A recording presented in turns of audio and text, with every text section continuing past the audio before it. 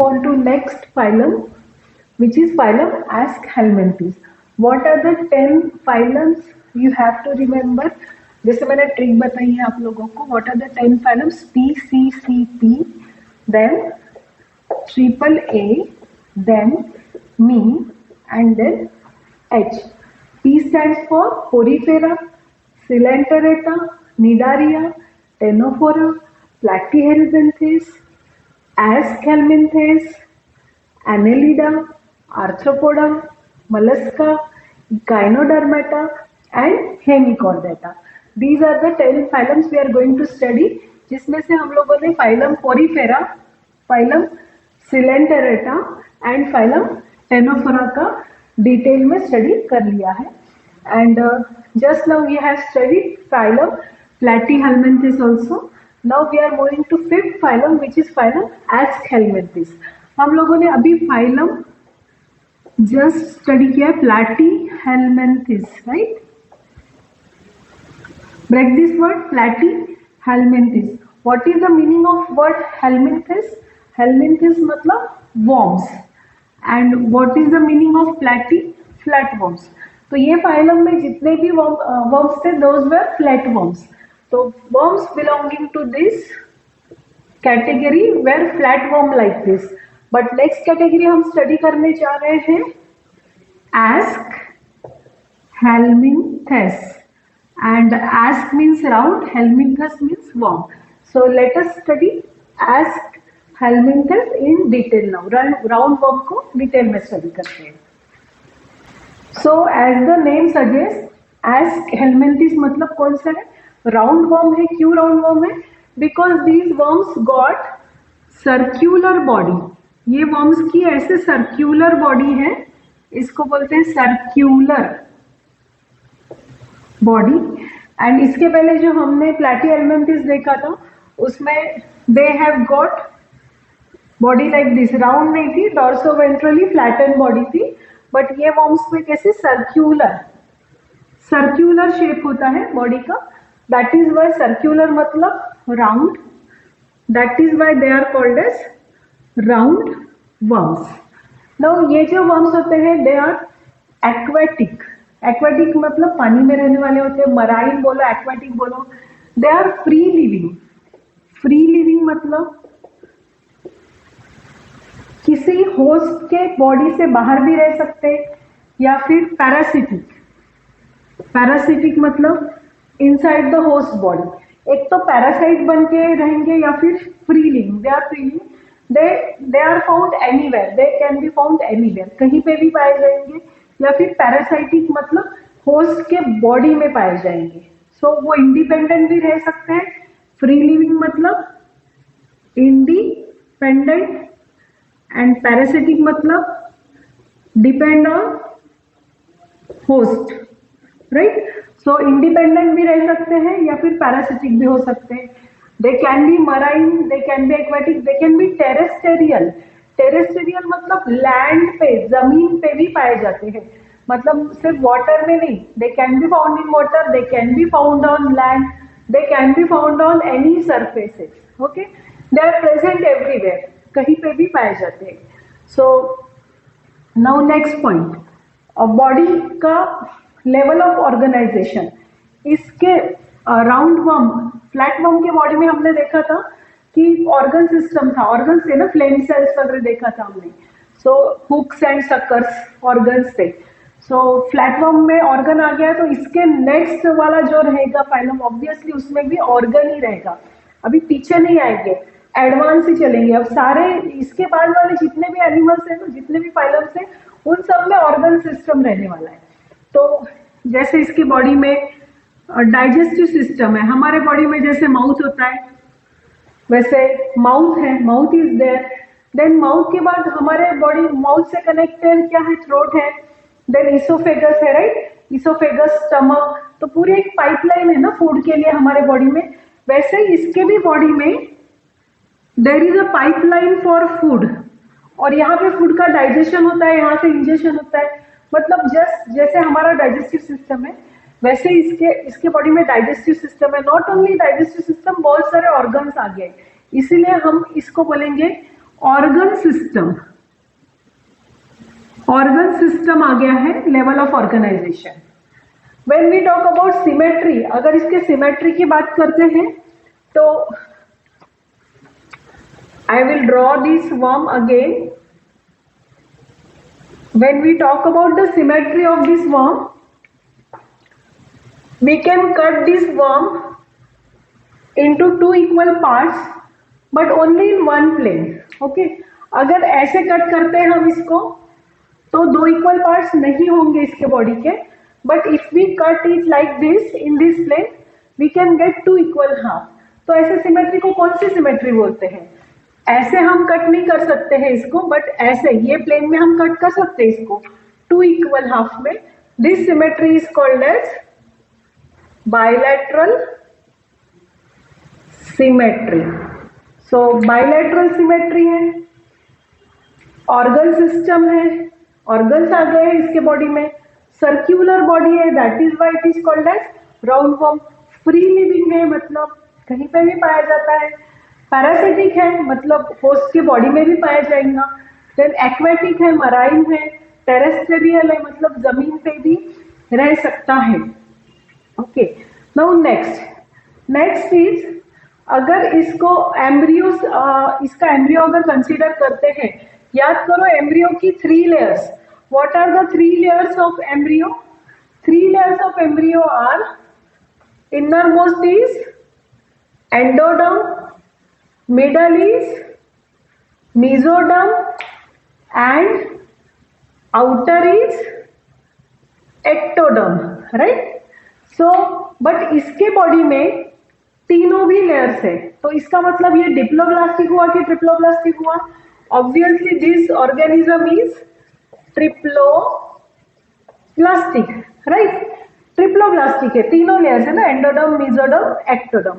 But थोड़ा सा mesoderm जो है ना वो पैचेस में है, पैचेस में। So mesoderm is like this, यहाँ पे है, यहाँ पे है, तो this is mesoderm. Now tell me, mesoderm अगर पैचेस में है, this is endoderm, this is ectoderm, this is mesoderm, तो ये एनिमल की बॉडी में यहाँ पे एम्ब्रियो में कैविटी है, यस, बट कैविटी पूरी है क्या? नहीं, बीच बीच में क्या है? ये मेसोडर्म के क्या है? पैचेस है, मेसोडर्म पैचेस, राइट? सो ऐसे ऑर्गेनिज्म जिसमें मेसोडर्म कंप्लीट नहीं है और कैविटी भी कंप्लीट नहीं है, राइट? तो कैविटी कंप्लीट नहीं तो इसको सीलोमेट नहीं बोल सकते, कैविटी है इसलिए सीलोमेट भी बोल नहीं सकते क्योंकि कैविटी कंप्लीट नहीं है, असीलोमेट भी नहीं बोल सकते क्योंकि कैविटी है, ऑल्दो कैविटी में बीच बीच में क्या है? पैचेस है। मतलब अगर इसमें पूरी कैविटी होती, खाली जगह होती, तो हम क्या बोलते हैं इसको, ऑर्गेनिज्म को? सीलोमेट। अगर कैविटी नहीं होती, यहाँ पे ये स्पेस नहीं होती, तो हम क्या बोलते हैं? असीलोमेट। बट कैविटी भी है और मेसोडर्म भी है, दोनों है, तो this organism is called as, याद करो, pseudo, false cavity, pseudo means false, pseudo coelomate. So this organism is pseudo coelomate. जो कैविटी है, that cavity is not complete due to mesoderm patches. यहाँ पे मेसोडर्म के पैचेस है। So endoderm, endoderm है, endoderm is there, mesoderm के क्या है? Patches, mesoderm patches and ectoderm भी है। बिकॉज ऑफ दीज 3 लेयर्स, ये 3 लेयर्स की वजह से this animal is triploblastic. But अब सीलोमेट है कि असीलोमेट है? दोनों नहीं है। Because of this patches this organism is pseudocoelomate. So this is pseudocoelomate and triploblastic. Next, alimentary canal मतलब digestive system. Digestive system complete है इसका, जैसे हम देख रहे हैं digestive system मतलब माउथ से, जैसे हमारा digestive system हम लोग स्टडी करेंगे, माउथ से लेके एंड तक, मतलब एनस तक फूड का इंजेक्शन होगा, फिर फूड का डाइजेशन होगा और एनस से वेस्ट फूड थ्रो आउट हो जाएगा। इसको बोलते हैं एलिमेंट्री कैनाल। हमारे बॉडी में एक पाइपलाइन है जिसके थ्रू फूड ट्रैवल करता है, उसको बोलते हैं एलिमेंट्री कैनाल। तो इसके भी बॉडी में ये एलिमेंट्री कैनाल है, alimentary canal. Alimentary canal is related to food, food pipe भी बोल सकते हो इसको, food pipe. Okay, so alimentary canal बोलो या फिर फूड पाइप बोलो, दैट इज कंप्लीट, कंप्लीट है आखिरी तक, कंप्लीट डाइजेस्टिव सिस्टम भी बोल सकते हो आप इसको। एंड दिस एलिमेंट्री कैनाल जैसे हमें होता है उतना एडवांस नहीं है, सिंपल है, बट इसको बोल सकते हो कंप्लीट बोल सकते हो। और जैसे हमारा यहाँ पे गला है, फैरिंग्स जिसको बोलते हैं, फैरिंग्स गला, यहाँ पे माउथ के पीछे फैरिंग्स होता है, वो हम लोग हमारा जब स्टडी करेंगे ह्यूमन एनाटॉमी एंड फिजियोलॉजी, उसमें स्टडी करेंगे कि फैरिंग्स कहाँ होता है। माउथ के बाद फैरिंग्स होता है, जो हम खाना खाते हैं वो that we take inside our mouth, और माउथ के बाद वो खाना जाता है फैरिंग्स में, फैरिंग्स से जाता है ईसोफेगस में। तो फैरिंग्स नाम का एक ऑर्गन है यहाँ पे हमारे माउथ के बाद और यहाँ ईसोफेगस के बीच में। ओके, तो फैरिंग्स हमारे माउथ के, हमारा जो फूड पाइप है उसका एक पार्ट है, अभी के लिए इतना याद रखो। तो यहाँ पे होता है फैरिंग्स, तो जैसे यहाँ पे माउथ है इसका, तो यहाँ पे फैरिंग्स, आप लोगों ने लोअर क्लासेस में ये वर्ड सुना होगा फैरिंग्स, what is फैरिंग्स, but I will repeat it again. तो इसके पास भी फैरिंग्स है, मस्क्यूलर फैरिंग्स। ओके, फैरिंग्स का मतलब गला, अभी के लिए याद रखो थ्रोट या फिर गला, ठीक है। एक्चुअली लैरिंग्स मतलब गला होता है, बट फैरिंग्स मतलब माउथ के बाद वाला पार्ट। ओके, फैरिंग्स।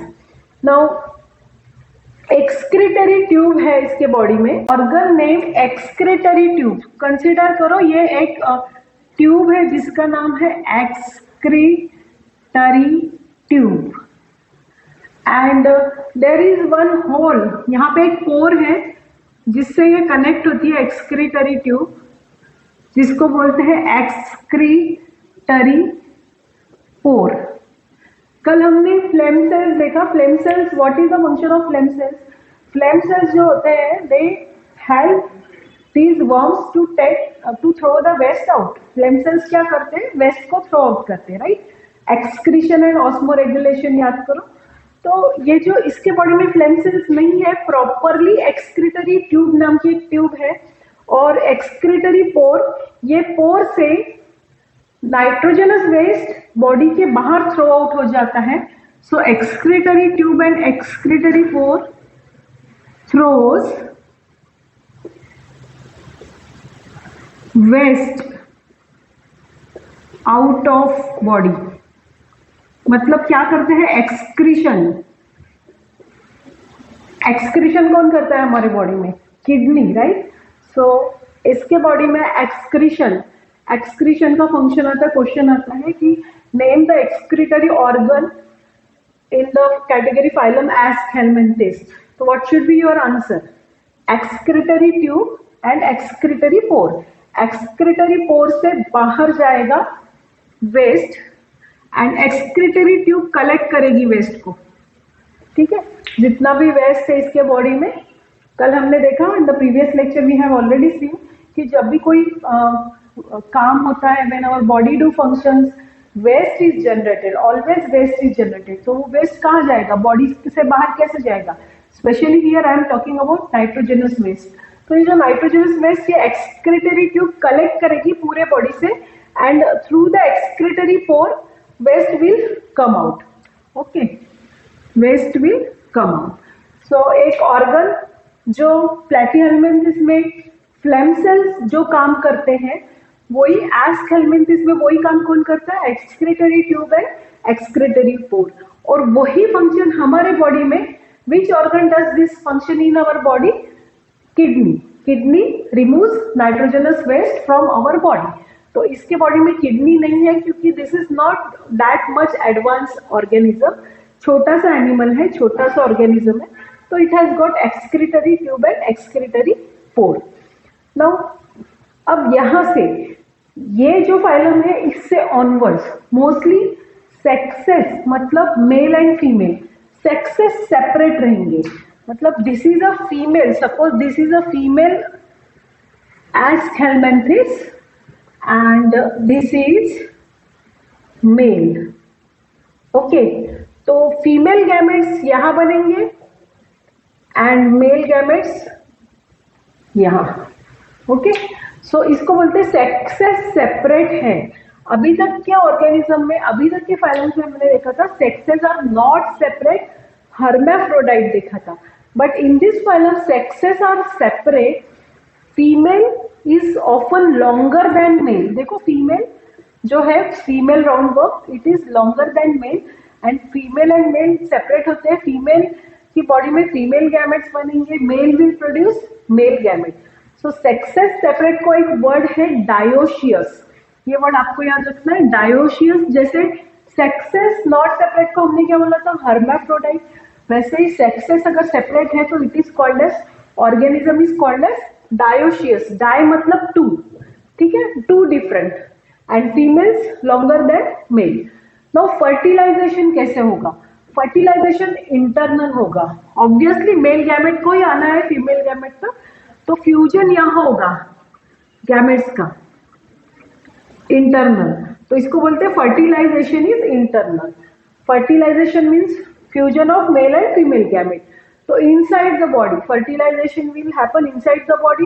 डेवलपमेंट जो है, जो लार्वा है या फिर जाइगोट है, जाइगोट से न्यू वॉर्म जो बनेगा, बच्चा जो बनेगा, दैट इज इनडायरेक्ट और डायरेक्ट दोनों होता है। मतलब लार्वा और एडल्ट सेम भी दिख सकते हैं, और कोई कोई वॉर्म्स के केस में larva and adult are different also. तो डेवलपमेंट डायरेक्ट भी होता है इनमें और इनडायरेक्ट भी होता है।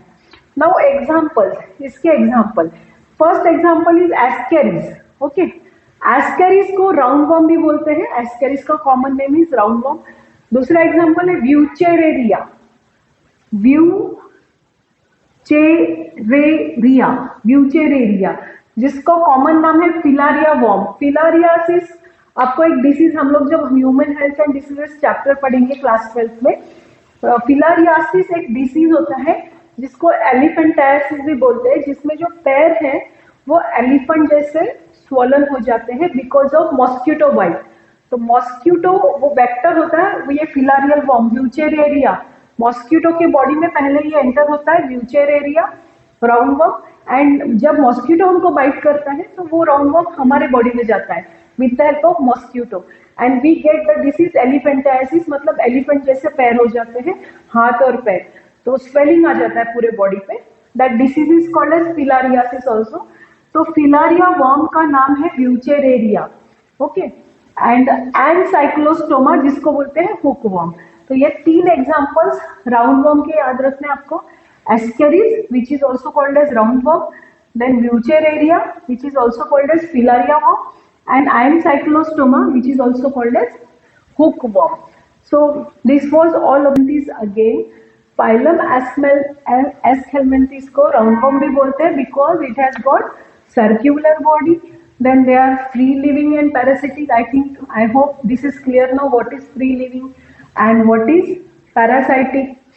Then they are aquatic, marine and terrestrial also.